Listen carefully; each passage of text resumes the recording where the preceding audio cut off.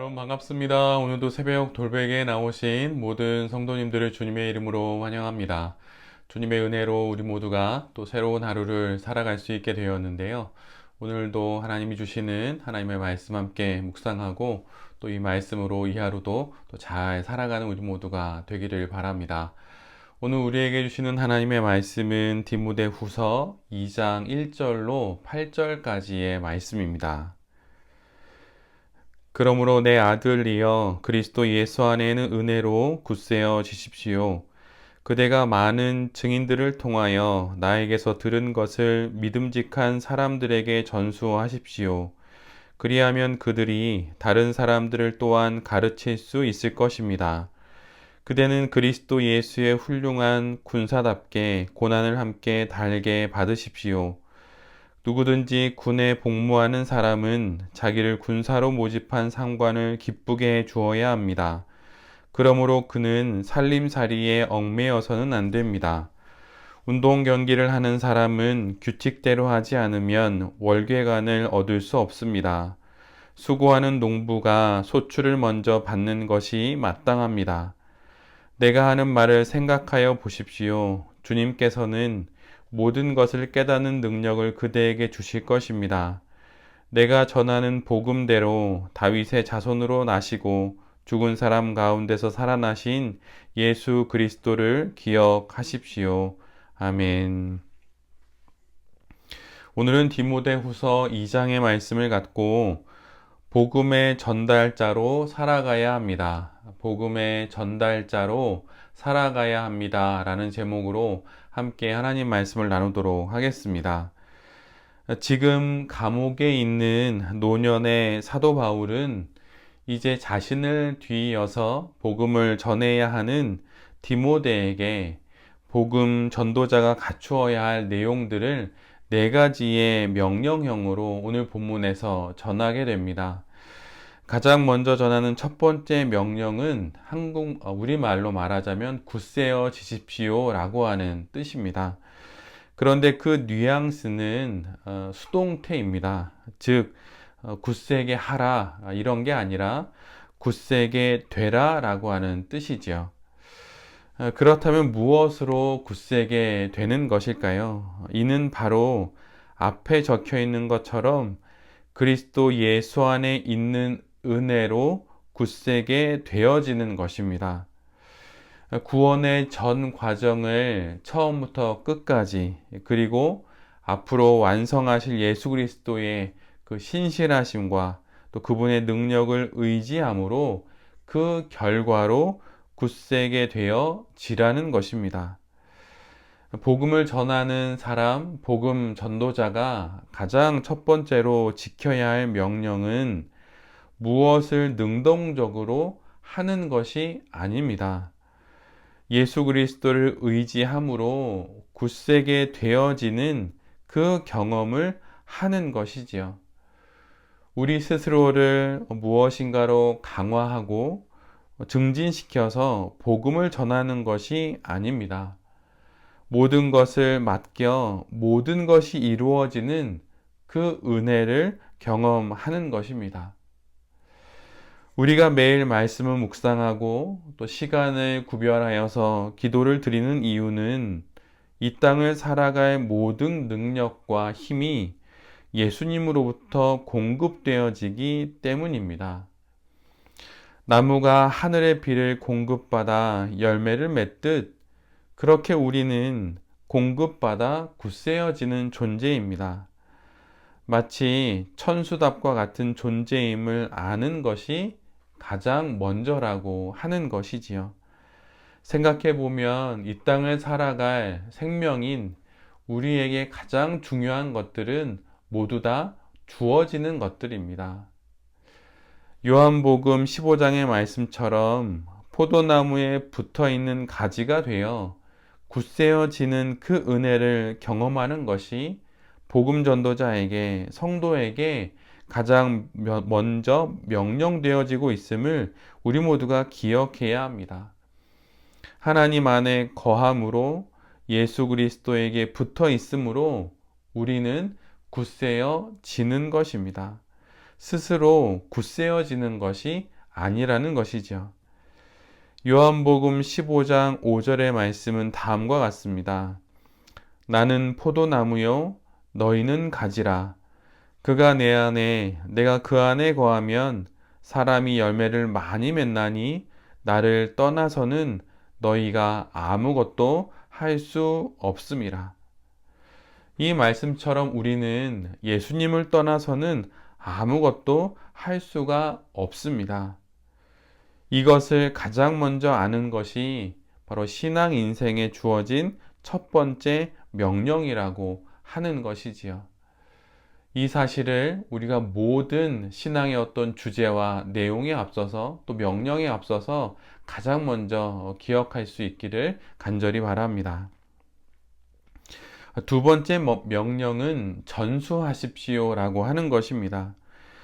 이 내용처럼 복음 전도자에게 내려진 두 번째 명령은 능동형입니다.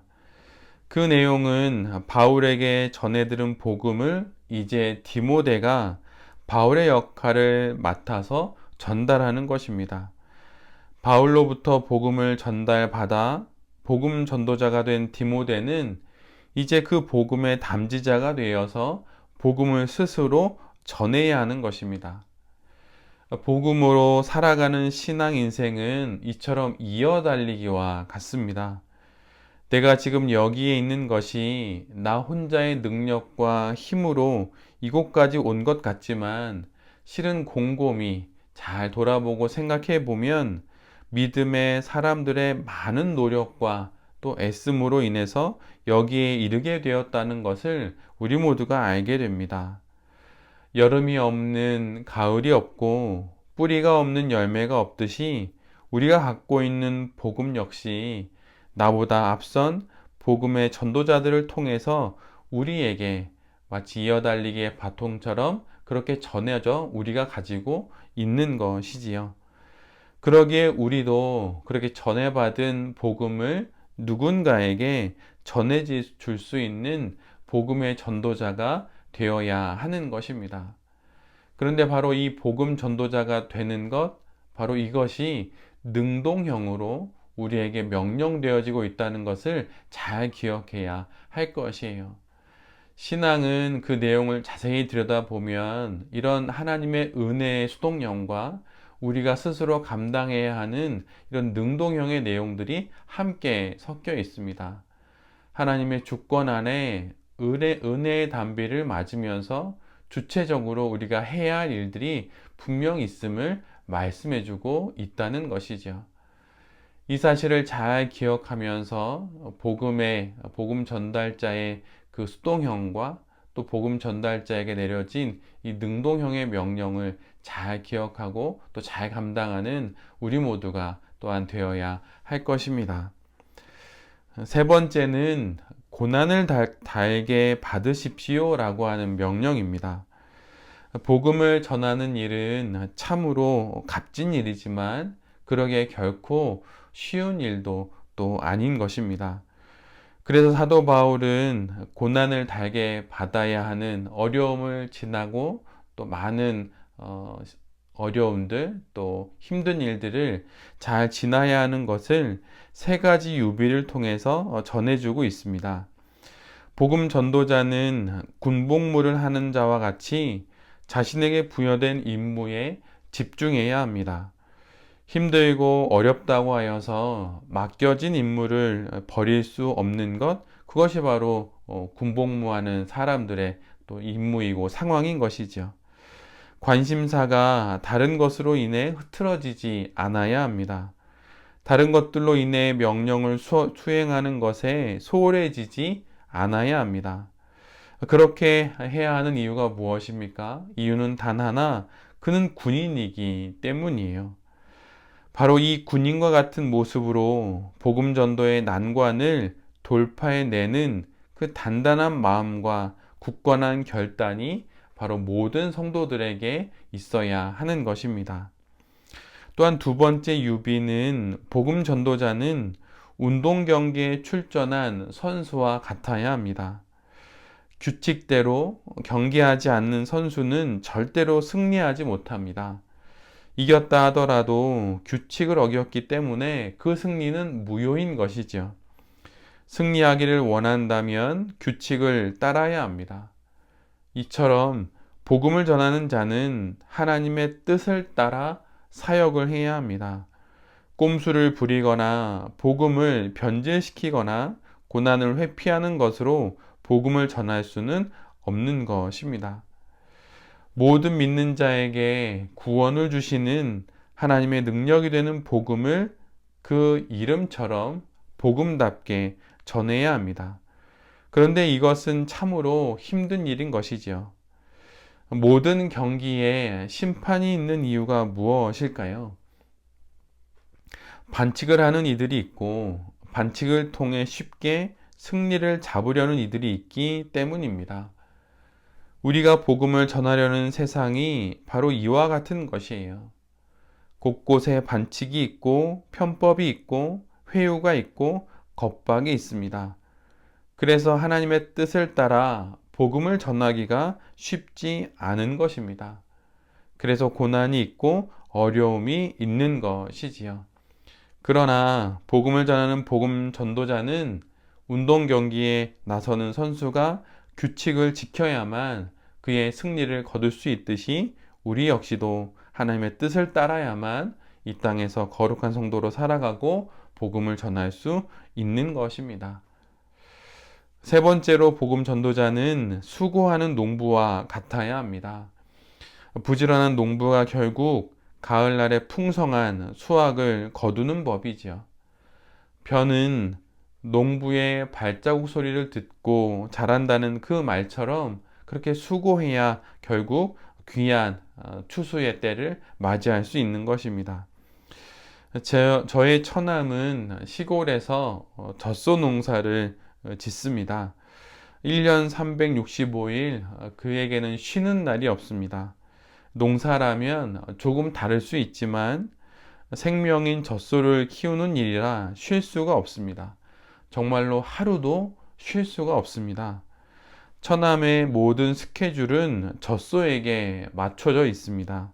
생명을 키운다는 것이 얼마나 정성을 다해야 하는 일인지 처남을 보면서 알게 됩니다. 그런데 이와 같은 부지런함이 복음 전도자에게도 있어야 한다는 것이에요. 하늘의 생명을 전하고 돌보는 그 일에 모든 성도들에게 이런 부지런함이 있어야 한다는 것이죠. 비가 온다고 논에 나가지 않고 어제 늦게 자서 피곤하다고 밭에 나가지 않고 오늘 마음이 불편하다고 소의 젖을 짜지 않을 수 없는 법입니다. 이런 부지런함이 결국은 복음을 전하게 되는 것이지요. 이런 일이 어찌 어렵지 않고 또 이런 일에 어찌 고난이 없겠습니까? 그러나 이 모든 어려움과 고난을 달게 여길 줄 알아야 합니다.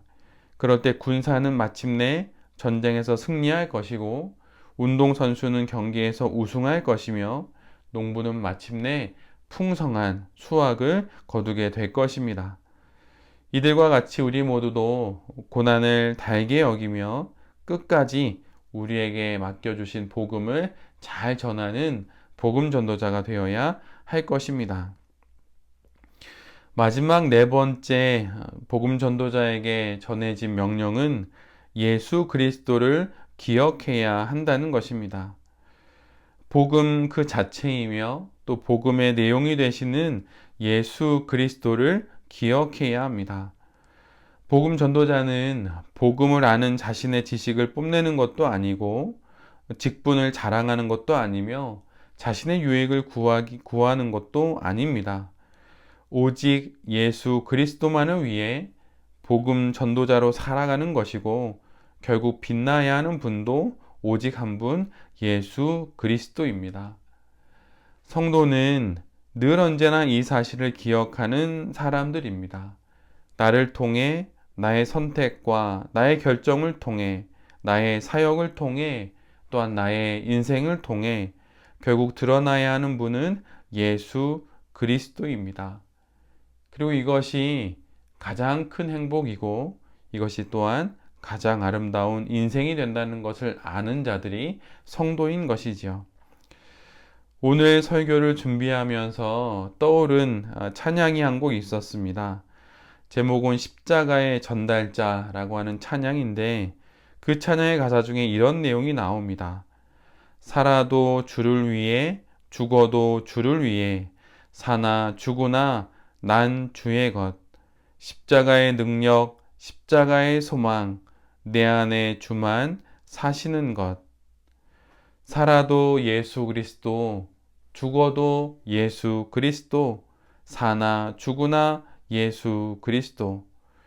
오직 예수 그리스도만이 드러나는 것이 그리스도인의 인생이며 복음 전도자의 인생인 것입니다. 이 아름다운 인생을 우리에게 주신 이 귀한 생명으로 잘 살아내는 우리 모두가 될 수 있기를 간절히 기도합니다. 우리는 굳세게 되어지는 사람들입니다. 또한 그 은혜를 누리면서 복음 전도자가 되어야 하고 고난을 달게 받아야 합니다. 그리고 오직 예수 그리스도만을 기억하고 그분만이 드러나는 인생을 살아가는 것이 바로 우리들의 인생이라고 하는 것이죠. 이 명령이 복음 전도자로 살아가야 할 우리에게 내려졌음을 기억하면서 이 하루도 복음의 전달자로 잘 살아가는 우리 모두가 되기를 간절히 기도합니다.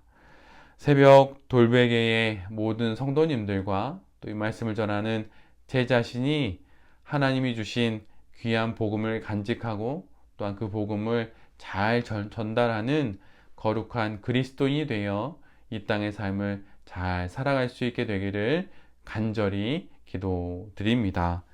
아멘. 기도하겠습니다. 주님, 복음 전도자로 살아가야 할 우리들에게 명령하는 내용들을 잘 기억하겠습니다. 굳세게 되어라, 복음을 전달하라, 고난을 달게 받아들이라, 오직 예수 그리스도만을 기억하고 드러내라. 이 명령을 기억하며 이 땅에 복음의 전달자로 아름답게 잘 살아가는 우리 모두가 되게 하여 주시옵소서. 주님, 오늘은 특별히 수능을 보는 날입니다.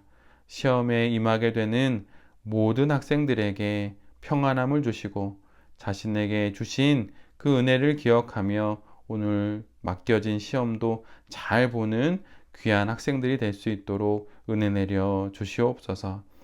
주님, 오늘도 우리에게 주신 이 귀한 하루를 십자가의 전달자로 잘 살아가는 우리 모두가 되게 하여 주시옵소서. 이 모든 말씀 예수 그리스도의 이름으로 기도드립니다. 아멘.